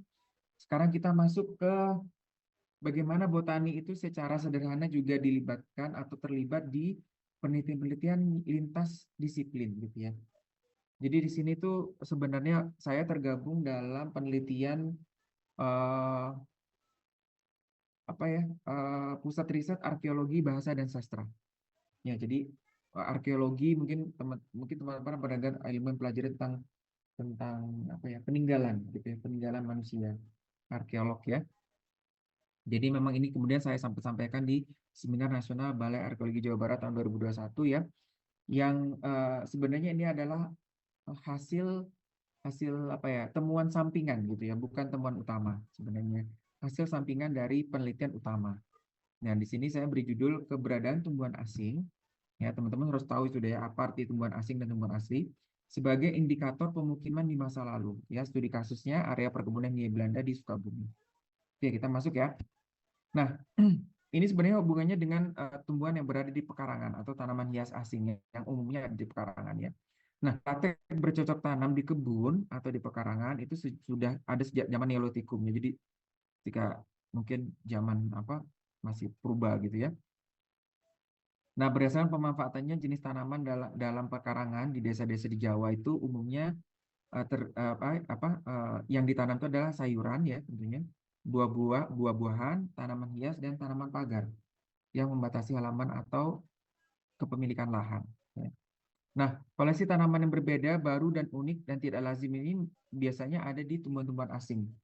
Ya, tentunya karena tumbuhan-tumbuhan dari luar ya, dari luar negeri atau dari luar Indonesia gitu dibawa, wah ini menjadi terlihat unik, berbeda dan tidak lazim. Nah, tumbuhan-tumbuhan asing ini yang sebagai tanaman hias di Indonesia ini pada abad pertengahan di mana penjelajahan dan perdagangan bangsa-bangsa Eropa mengekspansi Asia. Jadi masuknya introduksi tumbuhan asing ini, masuknya tumbuhan-tumbuhan asing di Indonesia ini mungkin diperkirakan sekitar abad pertengahan, meskipun sebelum-sebelumnya mungkin zaman kerajaan sudah ada beberapa tumbuhan asing yang masuk ke kawasan Nusantara, namun masif sekali terjadi ketika abad pertengahan di mana penjelajahan dan perdagangan bangsa-bangsa Eropa itu mengekspansi Asia ya.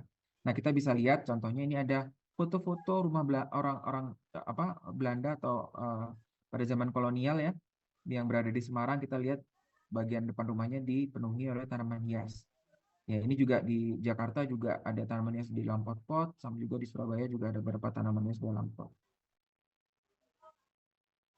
Nah, introduksi atau masuknya tanaman hias asing Indonesia itu bisa macam-macam ya metodenya ya. Nah, zaman dulu memang kolonialisme dan perdagangan di masa lalu ya itu menjadi utama ketika itu memang Belanda atau Hindia Belanda mengeksplorasi beberapa tumbuhan yang bernilai ekonomi kemudian dimasukkan gitu ya ke dalam diintroduksi ke Indonesia. Nah, ada juga masuknya introduksi tanaman hias asing ini saat ini biasanya karena kegiatan hobi, misalkan orang suka dengan tanaman hias sehingga membawa tanaman hias ke negara kita dari luar gitu ya. Pertukaran benih juga menjadi salah satu metodenya. Kemudian juga metode lain seperti penelitian dan kepentingan khusus ya. Jadi masuknya tumbuhan asing ke Indonesia itu bisa bermacam-macam caranya. Nah, ini juga didukung oleh kegiatan inventarisasi dan pengungkapan jenis-jenis tumbuhan bernilai ekonomi pada akhir abad ke-19 oleh Kebun Raya Bogor. Jadi saat itu Kebun Raya Bogor dipimpin oleh Melchior Trup, ya, dari beliau direktur Kebun Raya Bogor pada saat itu, dan beliau memerintahkan beberapa peneliti botani untuk mengoleksi tumbuhan-tumbuhan asli dan tumbuhan asing yang bernilai ekonomi untuk ditanam di Kebun Raya Bogor pada saat itu. Nah, ini juga menjadi salah satu pencetus introduksi tumbuhan asing kita pada tahun abad ke-19 itu ya.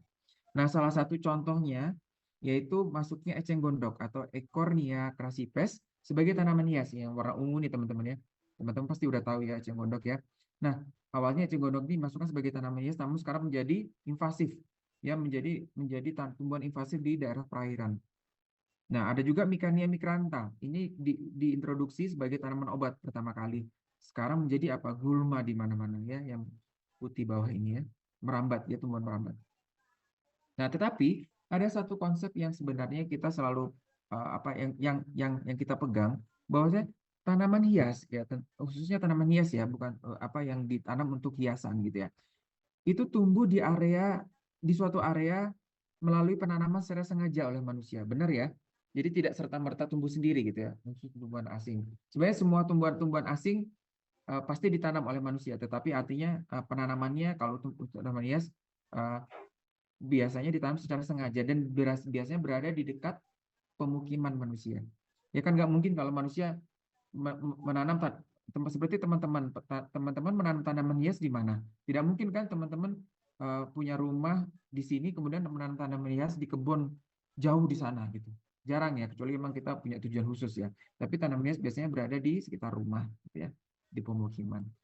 Nah, kemudian ini saya coba observasi di salah satu set penelitian kami pada bulan Juni September 2001 di Sukabumi, yaitu ada pabrik Cipetir atau kebun Buta Perca di Kecamatan Cikidang, ada beberapa area pabrik, area pemukiman ex pemukiman Belanda juga dan pemukiman pegawai-pegawainya. Kita menginventarisasi, kita melakukan pengoleksian herbarium, kita identifikasi jenis-jenisnya, kemudian kita melakukan observasi data herbarium dan data koleksi hidup di Kebun Raya Bogor. Ya, kemudian kita observasi dari literatur juga dan akhirnya kita melakukan pendugaan dan kesimpulan. Nah, ternyata beberapa tumbuhan asing yang saya peroleh di kawasan terbengkalai di perkebunan Buta Perca itu meliputi beberapa tumbuhan asing.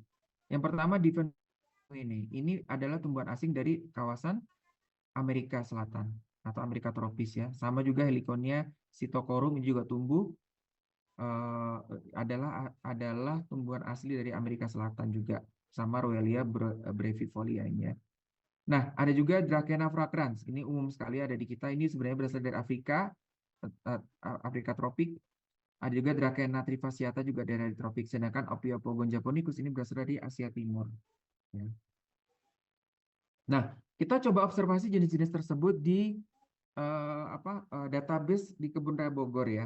Nah, dari Kebun Raya Bogor dan herbarium ya, data herbarium ini menunjukkan bahwasanya Roelia, contohnya Roelia brevifolia ini diintroduksi tahun 1863 sampai 1973. Ya, lokasinya di Jakarta, Bogor, Pasuruan, Salatiga, Purwakarta, dan Magelang. Jadi sudah diintroduksi tahun sekitaran segitu ya. Nah, misalnya contoh yang lainnya adalah Dracena trifasciata nih atau lidah mertua itu diintroduksi tahun 1912 sampai 1971.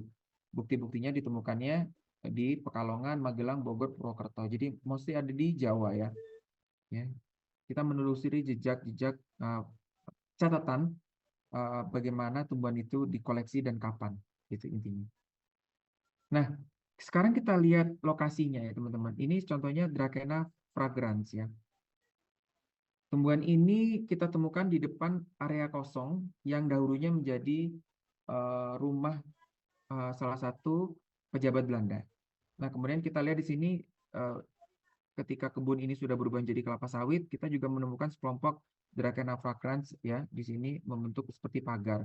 Nah, ternyata memang secara lokal Dracena fragrans ini juga menjadi pagar memang sampai saat ini oleh masyarakat. Nah, ini salah satu rumah pegawai ya, perkebunan ketika yang sudah ada sejak zaman Belanda, dan kita bisa lihat bagaimana Dracena fragrans ini menjadi salah satu tumbuhan pagar atau tanaman hias di sekeliling rumah.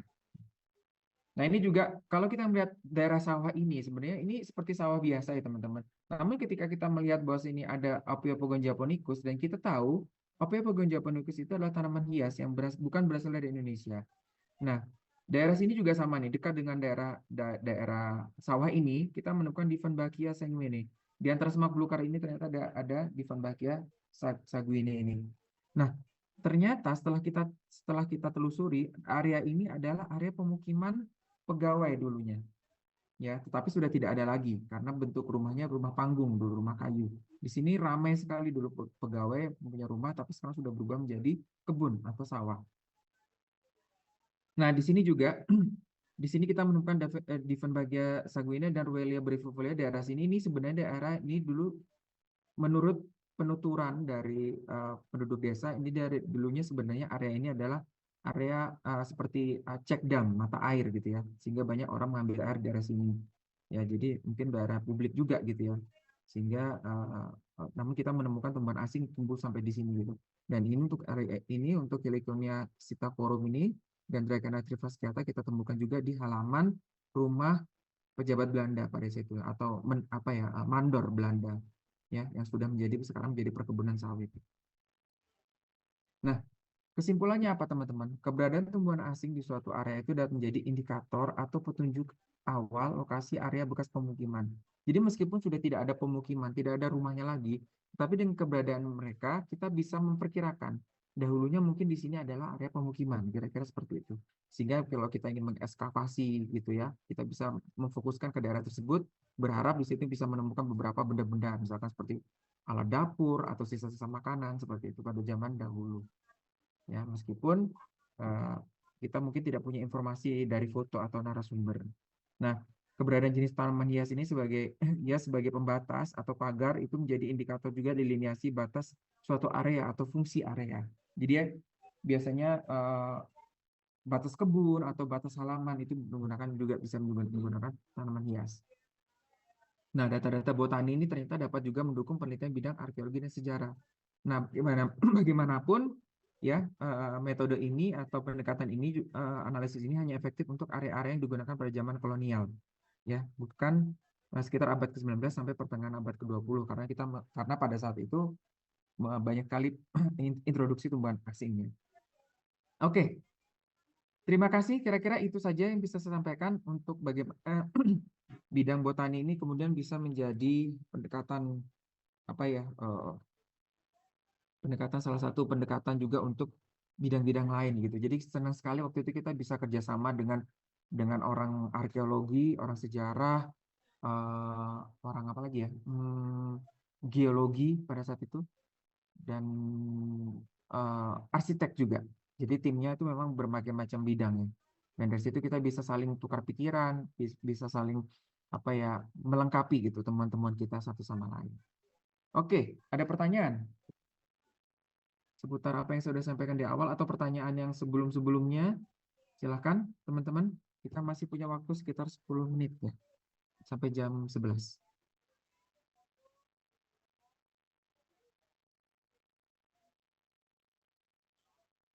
Saya coba stop share. Baik. Ada pertanyaan teman-teman? Atau ada hal yang mungkin dulu-dulu belum terlalu jelas, bisa ditanyakan lagi? Apa Bu Suci sudah bergabung ya?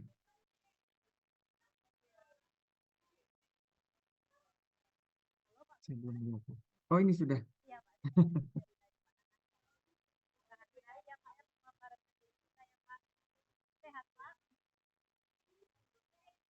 Baik, silakan teman-teman.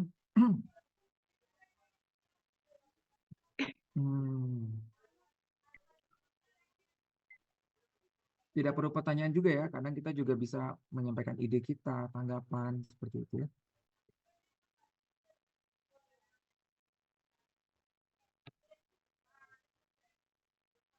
Bagaimana dengan tugas teman-teman? Oh ya, silakan, ada yang bertanya. Izin Pak, misalnya nih ke depan kami ingin melakukan penelitian. Apakah ada Ya. faktor-faktor yang harus kami pahami terlebih dahulu supaya hasil penelitian kami itu nanti tidak sia-sia? Oke, ini kan teman-teman baru semester awal sekali ya. Ya, tentunya masih perjalanan teman-teman mungkin kalau dibilang panjang juga tidak ya sebenarnya. Artinya ini start awal dari teman-teman. Jadi saran saya untuk di tahapan ini teman-teman pahami gitu, atau istilahnya mata kuliah yang akan teman-teman pelajari ke depan, sehingga teman-teman bisa bisa tahu sebenarnya teman-teman lebih suka penelitian apa. Itu yang pertama, karena bagaimanapun pesan saya, teman-teman sebaiknya lebih baik kalau teman-teman itu menyukai topik penelitian teman-teman sendiri ya. Karena ketika kita tidak menyukai apa yang kita kerjakan, akhirnya kita jadi setengah hati. Kalau kita setengah hati ya mungkin hasilnya kurang maksimal. Yang pertama itu. Kemudian tentunya sebelum kita melakukan penelitian nantinya tentu ada, kalau di skripsi biasanya ada tinjauan pustaka ya. Nah, di situ sebenarnya tinjauan pustaka itu adalah memperlihatkan bagaimana sih observasi kita terhadap penelitian-penelitian sebelumnya. Jadi kita memang harus banyak baca. Nggak ada lagi, nggak ada cara lain selain banyak baca. Ya, banyak baca jurnal, banyak baca artikel. Ya, jadi semakin banyak kita membaca jurnal, semakin tahu eh, apa ya sejauh mana sih penelitian yang mirip dengan kita, atau sudah sejauh mana sih penelitian yang bisa kita tiru gitu ya. Kira-kira oh ini bisa nih penelitian seperti ini, kita harus banyak baca ya. Nah, itu bisa juga sih, selain banyak baca kita juga konsultasi ke dosen.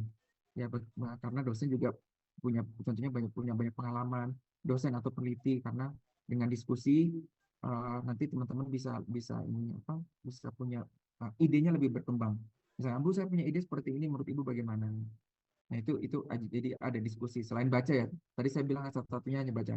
Ya, karena bagaimanapun dosen dan peneliti pun juga awalnya juga dapatnya dari membaca juga gitu ya. Jadi mungkin ada dua, jadinya kita harus banyak baca dan diskusi. Ya, jangan takut berdiskusi teman-teman ya. Apalagi teman-teman masih mahasiswa ya. Mahasiswa istilahnya, kalau kami aja peneliti aja tempatnya salah gitu ya. Peneliti itu tidak boleh bohong ya teman-teman, tapi peneliti boleh salah. Itu enaknya peneliti itu. Beda sama politikus ya. Politikus apa? Boleh bohong, tapi nggak boleh salah.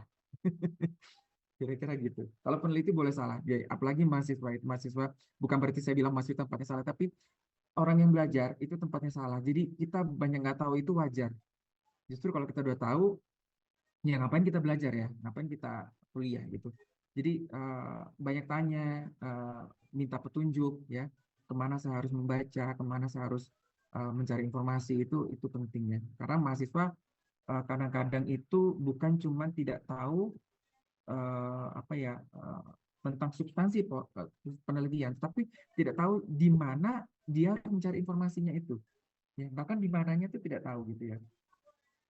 Ibaratnya tuh gini loh, kalau kita ke dapur, misalkan kita ingin mencari di dapur, kita ingin mencari minum. Nah, jangankan mencari minumnya, arah ke dapurnya saja kita tidak tahu. Nah, ini banyak sekali kejadian di mahasiswa ya. Ya, arah menuju dapur aja nggak tahu, Bu, apalagi mencari minumnya di dalam dapur gitu. Jadi teman-teman sekali lagi eh, minta petunjuk ya. Kemana Bu saya harus cari? Kemana Pak saya harus cari? Eh, adakah mungkin informasi yang di tempat apa web yang mana yang mungkin saya bisa cari, atau kepada siapa saya harus bertanya? Itu juga cara menuju memperkaya kita pustaka kita atau background penelitian kita. Kira-kira itu ya. Semoga menjawab pertanyaan dari Bulan ya. Jadi sekali lagi banyak diskusi, banyak baca. Udah, itu cuma satu cara untuk kita bisa tahu penelitian kita. Oh, penelitian kita sudah pernah dilakukan. Karena gini teman-teman, ya banyak juga penelitian kalau kita kurang baca atau kita kurang diskusi, akhirnya kita melakukan penelitian yang sudah dilakukan orang lain. Ya, jangan sampai juga jadi mubazir tadi bilangnya ya. Nah, justru kita punya nilai kebaruan dari penelitian kita. Apa sih? Oh, ternyata penelitian sebelumnya belum melakukan hal ini nih, atau metodenya belum melakukan yang ini gitu. Atau kita ingin menguji hal yang sama tetapi dengan spesies yang berbeda. Itu juga nilai kebaruan ya. Jadi banyak hal yang bisa kita uh, dapatkan, tapi dengan cara baca dan diskusi tentunya ya, supaya kita tidak membahas dan tidak salah langkah. Kira-kira gitu. Semoga menjawab ya Bulan ya. Iya Pak, makasih. Silakan yang lain teman-teman. Atau saya kasih pertanyaan nih. Kita punya 5 menit lagi ya. Mungkin sebelum saya tutup. Jadi teman-teman sudah paham ya bagaimana pendekatan molekuler atau DNA barcoding itu dalam penelitian taksonomi. Sudah paham ya?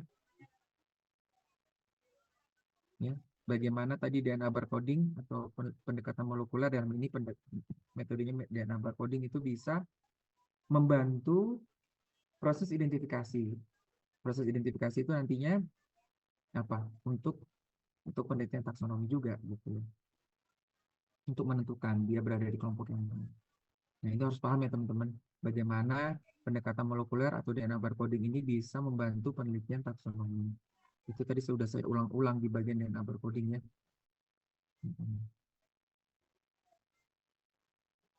Apalagi saya coba ulang ya.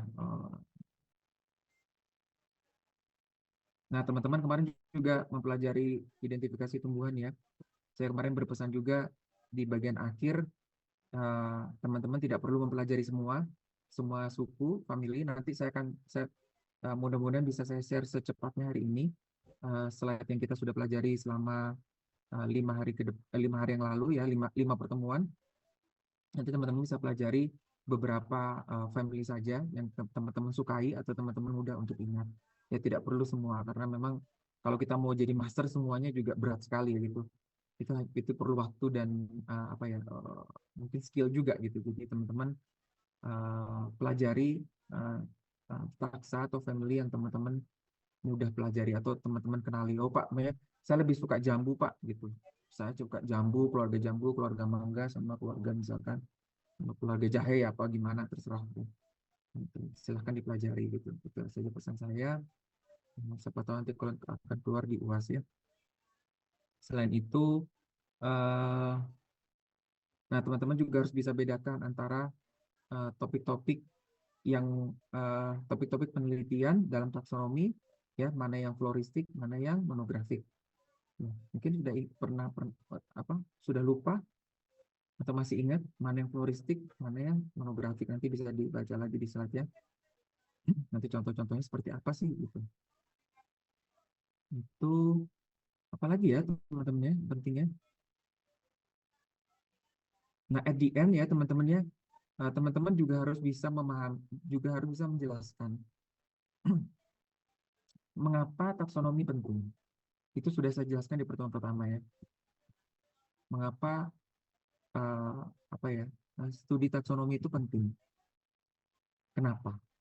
Itu juga harus nanti juga bisa merecall lagi ingatan teman-teman. Kenapa sih taksonomi itu penting gitu ya?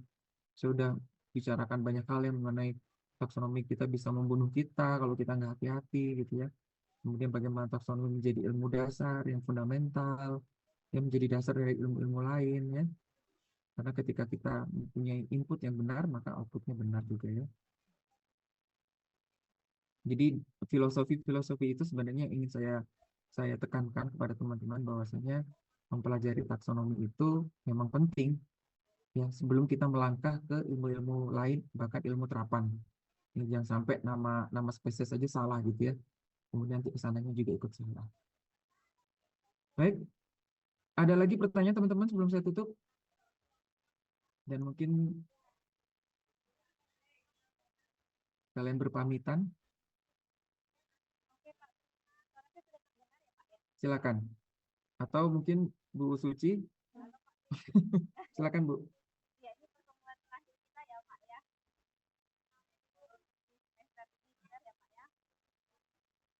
Mic-nya kok tidak terdengar ya Bu? Suaranya terdengar? Sudah Bu. Sudah ya Pak ya. Mungkin karena pakai headset tadi Pak. Ya, mungkin ada dari rekan-rekan kita Pak mahasiswa yang mau nyampaikan pesan dan kesan selama 5 pertemuan ini ya Pak ya bareng dengan Bapak. Mungkin ada kira-kira? Oh iya, silakan teman-teman. Adik-adik mahasiswa, Fadli mungkin atau komting-komting yang lainnya. Ya, mau nyampein kesan ini Bu. Oh iya ya, silakan Fadli ya. Iya Bu. Jadi kesan saya pertama kali mengikuti Zoom dari materi yang diberikan oleh Pak Prima itu nggak pernah saya dengar sebelumnya Pak, nggak pernah saya pelajari juga. Terus pertemuan yang baru saya mengerti, baru apa ya namanya, baru mengenal lah apa itu botani, apa itu dengan penelitian yang udah Bapak buat, terus juga banyak situs-situs yang membantu situs lainnya.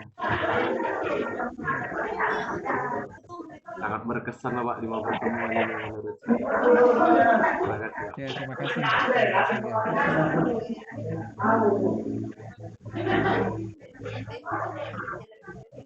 Baik, ada yang lain teman-teman?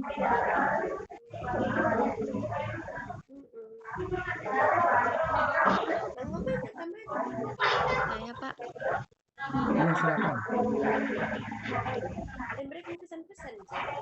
pesan saya pada Bapak itu, Bapak sangat ramah tentunya, cara mengajarnya itu juga asik, dan jelas dalam menyampaikan materi-materinya.